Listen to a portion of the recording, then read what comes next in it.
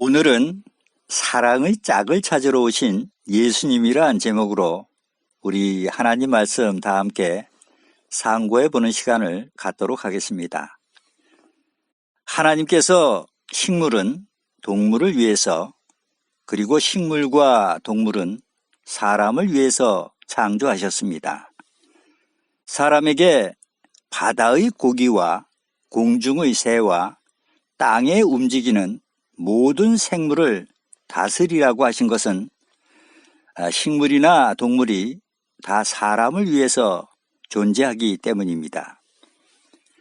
창세기 1장 28절로 29절에 하나님이 그들에게 복을 주시며 그들에게 이르시되 생육하고 번성하여 땅에 충만하라. 땅을 정복하라. 바다의 고기와 공중의 새와 땅에 움직이는 모든 생물을 다스리라 하시니라. 하나님이 가라사대 내가 온 지면에 씨 맺는 모든 채소와 씨 가진 열매 맺는 모든 나무를 너희에게 주노니 너희 식물이 되리라 라고 말씀하십니다. 사람을 왜 만물의 영장이라고 하지요? 그것은 사람을 하나님의 형상대로 영적인 존재로 창조하셨기 때문입니다. 이사야 49장 5절에 나는 여호와 보시기에 존귀한 자라라고 기록되어 있습니다. 사람은 하나님의 형상대로 지음받은 영적인 존재로 한 영혼 한 영혼이 천하보다도 귀한 것입니다.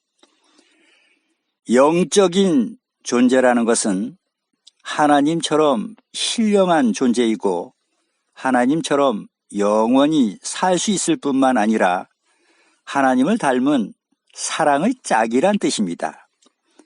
자녀가 부모의 형상을 담듯이 구원받은 성도는 하나님의 자녀가 되기 때문입니다. 그래서 우리가 하나님을 영의 아버지라고 부르는 것입니다. 히브리서 12장 6절로 10절 말씀을 제가 봉독해 올리겠습니다. 주께서 그 사랑하시는 자를 징계하시고 그의 받으시는 아들마다 채찍질 하심이니라 하였으니 너희가 참음은 징계를 받기 위함이라. 하나님이 아들과 같이 너희를 대우하시나니 어찌 아비가 징계하지 않는 아들이 있으리요. 징계는 다 받는 것이거늘 너희에게 없으면 사생자요 참 아들이 아니니라. 또 우리 육체의 아버지가 우리를 징계하여도 공경하였거든 하물며 모든 영의 아버지께 더욱 복종하여 살려하지 않겠느냐. 저희는 잠시 자기의 뜻대로 우리를 징계하였거니와 오직 하나님은 우리의 유익을 위하여 그의 거룩하심에 참여케 하시느니라 라고 기록되어 있습니다. 부모의 생명을 이어받은 자녀는 부모님의 모든 것을 이어받을 상속의 권리와 부모님의 영광을 함께 누릴 수 있는 특권이 있습니다. 이것이 새 언약의 복음을 통해서 구원받는 성도들에게 주어지는 축복입니다. 사람이 하나님의 형상대로 지음을 받았다는 것은 사람이 하나님이라는 것이 아니라 하나님과 같이 될 수 있음을 뜻합니다. 이는 하나님의 자녀로서 하나님처럼 영원히 살고 하나님처럼 거룩하게 되고 하나님처럼 영광을 받으며 유업을 이을 상속자로서 하나님께서 창조하신 모든 것을 누릴 수 있게 된다는 것입니다. 이를 위해서 하나님께서는 당신의 형상을 따라 사람을 영적인 존재로 하나님과 사랑을 나눌 수 있는 사랑의 짝으로 지으신 것입니다. 에베소서 1장 3절로 6절 말씀을 보시겠습니다. 찬송하리로다.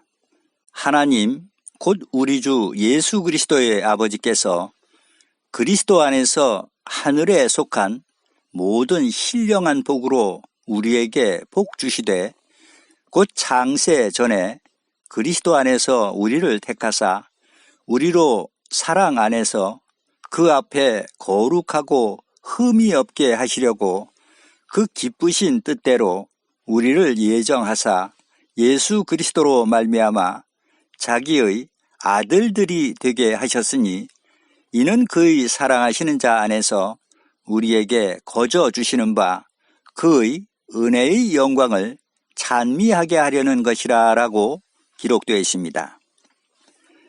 하지만 안타까운 것은 이사야 59장 2절에 오직 너희 죄악이 너희와 너희 하나님 사이를 내었고 라고 기록되어 있죠. 하나님의 형상대로 지음받아 하나님의 영광에 참여할 인간이 마귀의 꾀임에 빠져 하나님께 범죄함으로써 결국 하나님의 형상이 파괴되고 하나님의 영광마저 잃어버리게 된 것입니다. 하나님께서는 사람을 창조하시기 전에 먼저 천사들을 지으셨습니다.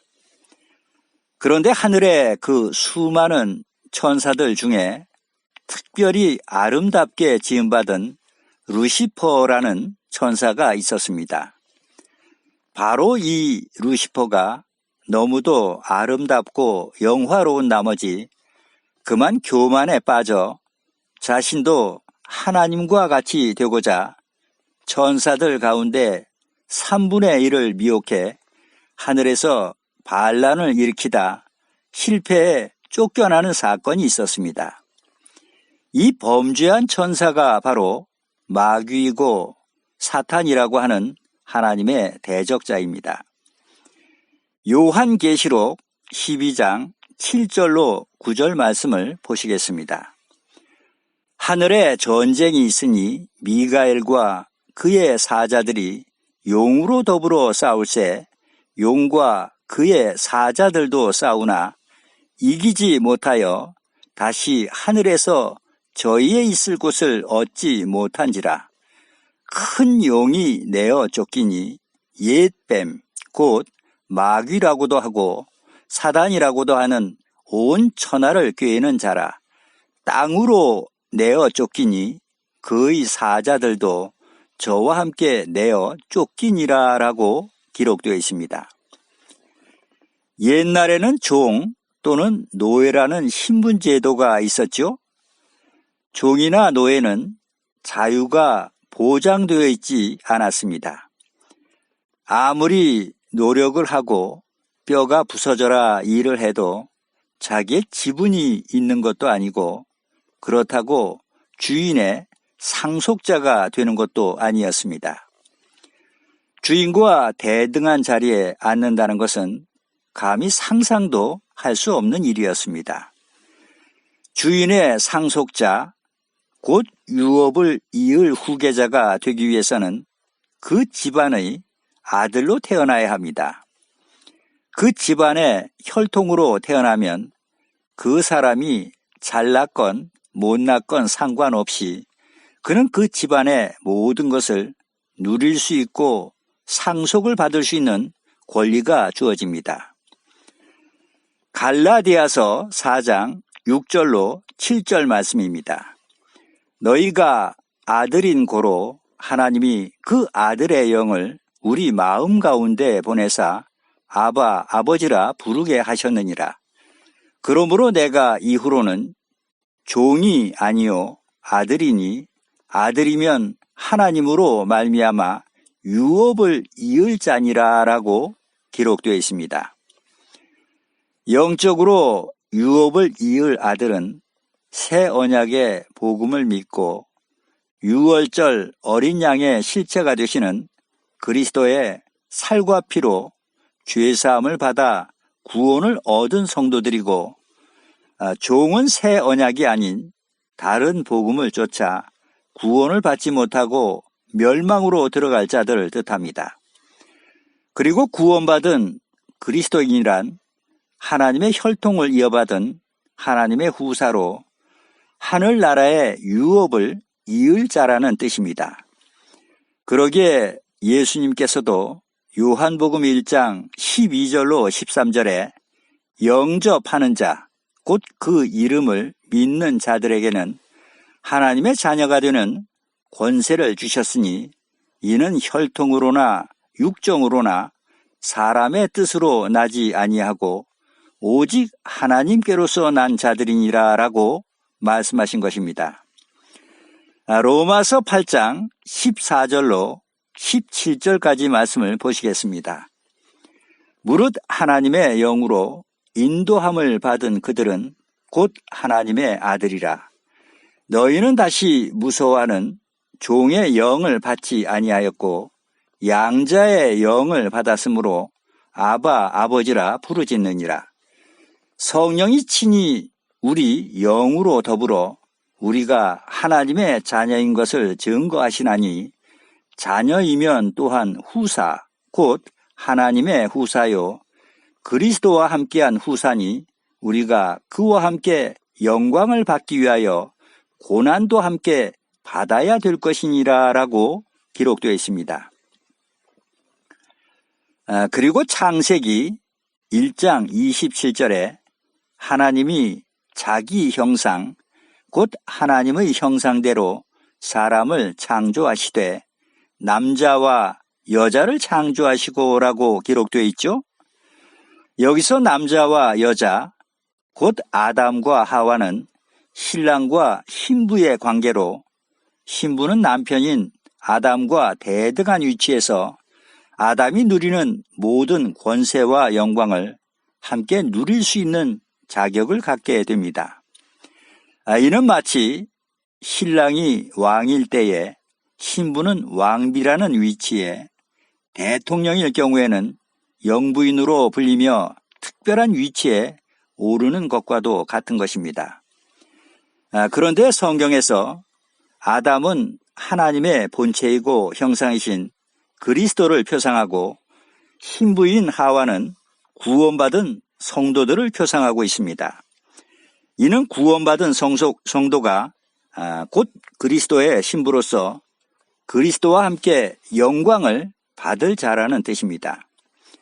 사도 바울은 고린도후서 11장 2절로 3절에서 내가 하나님의 열심으로 너희를 위하여 열심 내노니 내가 너희를 정결한 처녀로 한 남편인 그리스도께 드리려고 중매함이로다. 뱀이 그 간계로 이와를 미혹해 한 것 같이 너희 마음이 그리스도를 향하는 진실함과 깨끗함에서 떠나 부패할까 두려워하노라라고 말합니다. 하나님께서는 에덴 동산을 창설하시고 그곳에 인류의 시조인 아담을 두어 에덴 동산의 왕으로서 모든 짐승의 이름을 짓고 지배하며 다스리는 권세를 주셨습니다. 그런데 고린도전서 11장 7절에 남자는 하나님의 형상과 영광이라고 기록되어 있듯이 에덴 동산의 아담은 하나님의 형상과 영광, 즉 하나님을 상징하는 존재로 이는 에덴 동산에서 모든 것을 다스리던 아담은 곧 우주 만물을 창조하시고 다스리시는 하나님의 모습을 아담으로 표현한 것입니다. 그래서 로마서 5장 14절에 아담은 오실자의 표상, 즉 오실자인 그리스도라고 기록되어 있는 것입니다. 그리고 하나님께서는 창세기 2장 18절에 사람이 독처하는 것이 좋지 못하니 내가 그를 위하여 돕는 배필을 지으리라 라고 하시면서 아담을 깊이 잠들게 한 후에 아담의 갈비뼈를 빼어 신부인 하와를 만드셨습니다. 그런데 아담의 돕는 배필이라면 무엇을 돕는 배필일까요? 밥하고 빨래하는 일을 돕는 배필일까요? 하지만 그때는 밥하고 빨래할 일도 없을 때입니다. 여기서 돕는 배필이란 독처하며 혼자 외롭게 지내는 아담의 사랑의 짝을 의미합니다. 그리고 디모데전서 6장 15절에 하나님은 복되시고 홀로 한 분이신 능하신 자라고 기록되어 있듯이 에덴 동산에서 아담이 독처한 것은 바로 홀로 한 분이신 하나님의 모습을 상징한 것입니다. 디모데전서 6장 14절로 16절까지의 말씀을 제가 봉독해 올리겠습니다. 우리 주 예수 그리스도 나타나실 때까지 점도 없고 책망받을 것도 없이 이 명령을 지키라.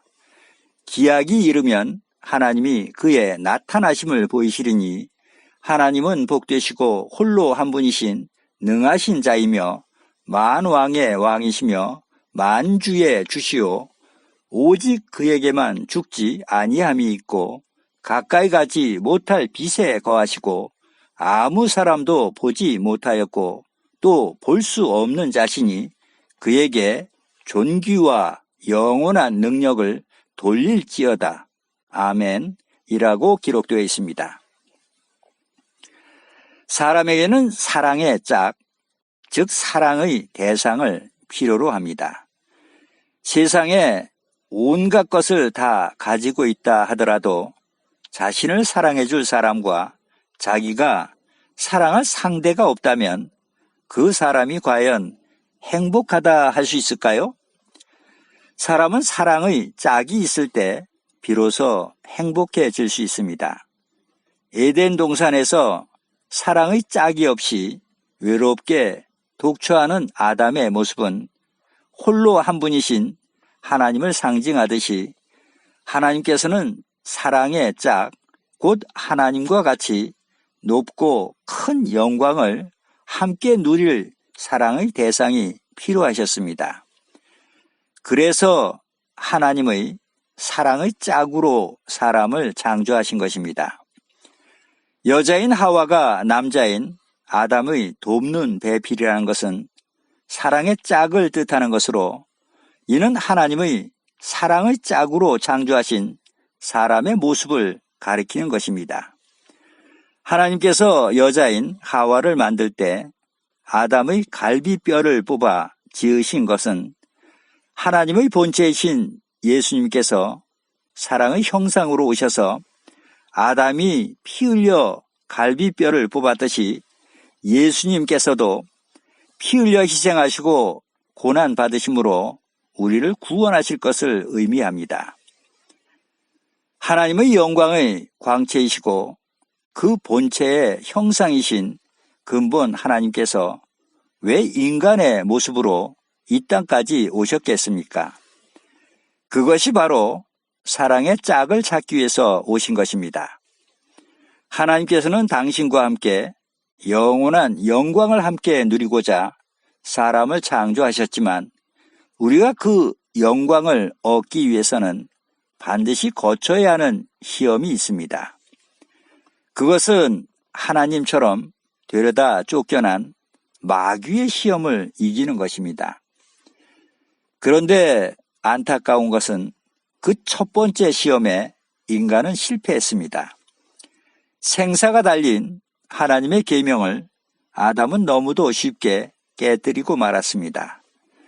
그로 인해 인간은 하나님의 사랑의 짝으로서의 지위와 자격을 잃고 마귀처럼 지옥 갈 운명에 처하게 된 것입니다. 아담이 실패한 것을 다시 회복시켜 주시고자 하나님께서 친히 사람 되어 오신 분이 곧 예수 그리스도이십니다. 예수님께서는 잃어버린 사랑의 짝, 즉 신부를 찾으러 이 땅에 오셨고 그것을 위해 우리 죄를 대신해 찔리고 상하는 고난을 받으신 것입니다. 끝으로 잘 아시는 이사야 53장 5절로 6절 말씀을 보시겠습니다. 그가 찔림은 우리의 허물을 인하며 그가 상함은 우리의 죄악을 인함이라. 그가 징계를 받음으로 우리가 평화를 누리고 그가 채찍에 맞음으로 우리가 나음을 입었도다. 우리는 다 양 같아서 그릇 행하여 각기 제 길로 갔거늘 여호와께서는 우리 무리의 죄악을 그에게 담당시키셨도다라고 기록되어 있습니다. 아멘. 아담의 옆구리에서 빼낸 갈비뼈로 하와가 만들어진 것처럼 예수님의 옆구리에 창이 찔리고 피를 흘리심으로 우리를 당신의 신부로 삼으신 것입니다. 그래서 남편들에게 말씀하시기를 에베소서 5장 26절에 아내 사랑하기를 그리스도께서 교회를 사랑하시고 위하여 자신을 주심같이 하라라고 기록되어 있는 것입니다. 그리스도와 교회의 관계 또한 남편과 아내의 관계입니다. 그리스도께서는 죄인된 우리를 구원해 당신의 영원한 신부인 사랑의 짝을 삼으시고자 자기의 목숨까지도 버리신 것입니다. 이는 높은 지위를 가진 남자와 결혼한 여자가 남편의 지위와 영광을 함께 누리는 것과 같이 하나님이신 당신의 영광을 우리에게 값없이 주시기 위해서입니다. 이렇듯이 새 언약의 복음을 통해서 구원받은 성도들은 장차 주님 다시 오실 그날 그리스도의 거룩한 신부가 되어 그리스도와 같이 존귀하게 되고 영광을 얻게 되는 것입니다. 이제 신부를 맞으러 신랑 되신 주님께서 오실 날이 하루하루 점차 가까이 다가오고 있습니다. 이럴 때일수록 모두가 슬기로운 다섯 처녀가 되어 주님께서 언제 어느 때에 오시든 반겨 뛰쳐나가 영접할 수 있도록 항시 깨어 등과 기름을 온전히 준비해 모두가 그리스도의 영광에 참여하시는 여러분들이 다 되실 수 있기를 주님의 이름으로 축원드립니다. 아멘.